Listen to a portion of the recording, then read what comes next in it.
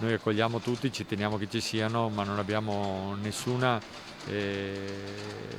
pensiero che non la rigidità per coloro che si comportano male, per cui non sarà ammesso nessun tipo di svago che vada al di fuori delle regole prestabilite. Per tutta l'estate adesso stiamo verificando anche che alcuni locali che hanno un numero di persone più importanti si dotino di steward, perché è assolutamente indispensabile che vengano rispettate, come dicevate prima, le norme di sicurezza. Conferma l'ordinanza e rilancia il sindaco di Conegliano, la linea dura adottata a inizio fase 3 varrà per tutta l'estate. Questo significa che bar e locali dovranno continuare a chiudere a luna di notte con l'obbligo espresso di accatastare sedie e tavoli, legandoli per renderli non fruibili quando il pubblico esercizio è chiuso. Niente alcol poi dalle 21 alle 6 al di fuori di locali e plateatici e più in generale stop al bivacco nelle aree più sensibili della città come l'iconica scalinata degli Alpini.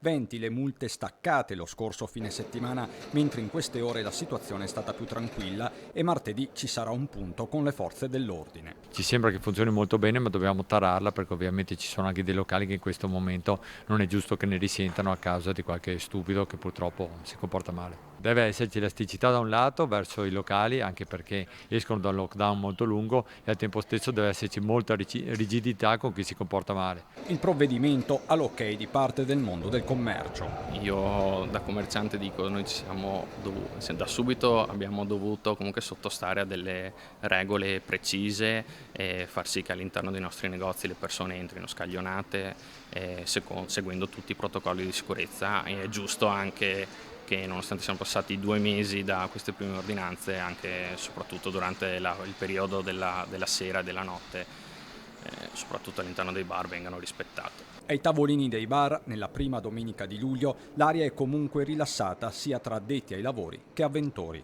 Giustamente magari qualche festa in più i ragazzi fanno un po' di casino, è normale, perché sono giovani. Di sicuro c'è abbastanza ordine, non ci sono tanti assemblamenti, anche perché qua vedendo in giro se non ti siedi al tavolo con i distanziamenti e tutt'altro non ti servono da bere. Sembrerebbe che la gente sia consapevole, quindi si cerchi di rispettare per quanto possibile, insomma.